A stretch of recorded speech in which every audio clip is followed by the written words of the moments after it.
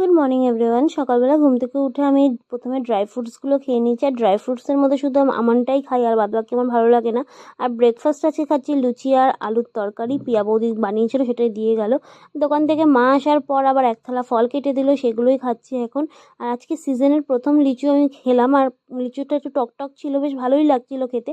আর আজকে ছিল বড়মার ঘরে নেমন্তন্ন দুপুরবেলা, তাই বড়মার ঘরে খাওয়া দাওয়া করে একটু ঘুমিয়ে পড়েছিলাম। তারপরে না আমি আর ভাই চলে যাচ্ছি একটু ডাক্তারের কাছে, মানে আমি যাব আল্ট্রাসাউন্ড করাতে আর ভাই যাবে ডাক্তার দেখাতে একই জায়গায়, তার জন্য একসাথে ওর সাথে আমি চলে যাচ্ছি। আর ফেরার সময় আমি দুজনে একসাথেই ফিরছিলাম বলে দুজনে গেছিলাম একটু মিয়া মোড়ে কেক খাওয়ার জন্য। তো এখান থেকে একটা ছোটো মতন স্যান্ডউইচ নিয়ে নিয়েছি, আর ও কেক নিয়েছিল।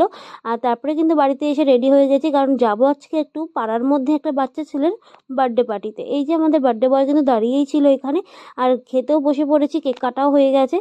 ছিল ফ্রাইড রাইস আর চিকেন কষা। বাড়িতে এসে মেডিসিন খেয়ে ঘুমিয়ে পড়লাম।